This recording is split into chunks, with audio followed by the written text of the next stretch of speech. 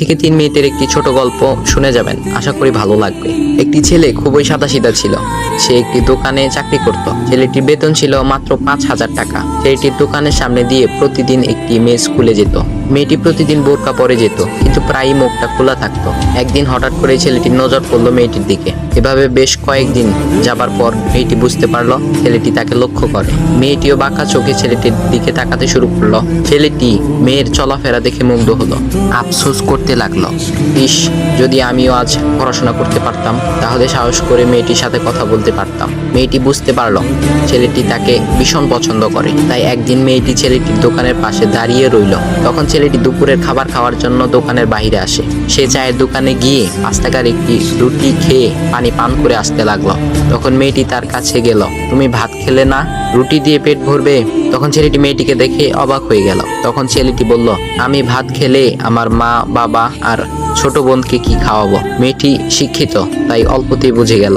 সে হাত ধরে বলতে লাগলো, তাহলে তুমি যে আমাকে পছন্দ করো, আমাকে কি খাওয়াবে? তখন ছেলেটি বলল, আমি তো তোমাকে আপন করে পাওয়ার জন্য দেখি না, কারণ সে যোগ্যতা আমার নেই। তবে এটা সত্যি যে তোমাকে দেখলে আমার খুব ভালো লাগে, তাই দেখি।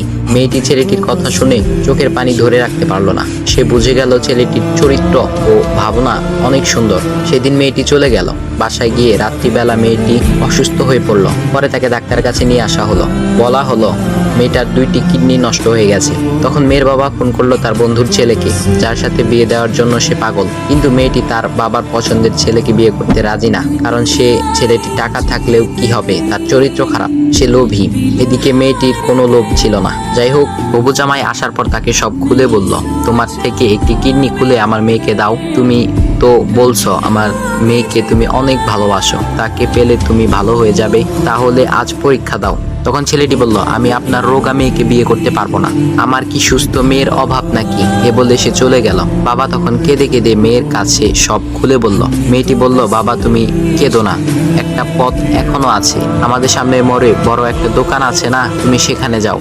সেখানে যে তাইয়ুব নামের একটা ছেলে আছে, তাকে নিয়ে আসো, আমার কথা বলো। তখন মেয়েটির বাবা ছেলেটিকে নিয়ে আসলো।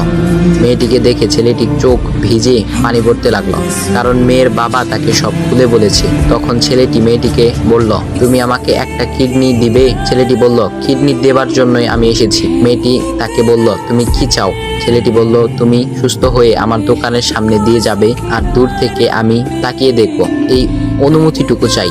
এ কথা শুনে মেয়েটিও ও তার বাবা তাদের চোখের পানি ধরে রাখতে পারলো না। অবশেষে মেয়েটি বিছানা থেকে